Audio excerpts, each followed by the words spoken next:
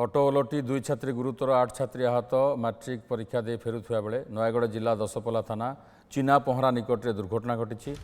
କୁଟିବାରୀ ହାଇସ୍କୁଲର 10 ଛାତ୍ରୀ ଦଶପଲ୍ଲା ହାଇସ୍କୁଲରେ ପରୀକ୍ଷା ଦେଇ ଅଟୋରେ ଫେରୁଥିଲେ। ହଠାତ୍ ଅଟୋଟି ଭାରସାମ୍ୟ ହରାଇ ରାସ୍ତା କଡ଼କୁ ଓଲଟି ପଡ଼ିଥିଲା।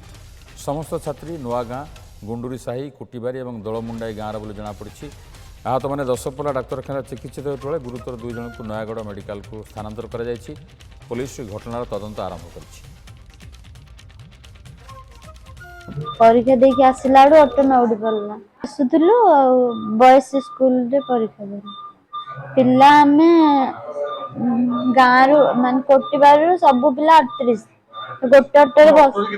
गोटे बसलु 8 जन नाई खाली झील ही बसलु दीटा पेरेंट्स पिलांग सहित जिबे किंतु सेठी बसे आसीबे सकाळ 5टा बेला मु तो एडी जेतु ट्रेनिंग रे रहिछि 5 दिन ट्रेनिंग रे मु कहि परिबि को गार्डियन थिले कि नाही आगे मु एबे ट्रेनिंग जेतु खबर पाइली धाई आस्ति ट्रेनिंग अधारु मीटिंग चलतला सार 5टा ऑटो रे बसेइबे एपटे जने रिसीव करके एग्जाम रे जोगिबे तांको सारा शिक्षक रो काम हमर ट्रेनिंग पड़छि 3 जन सार हम कोन करबे एचएम को पचाले कहि परिबे ना।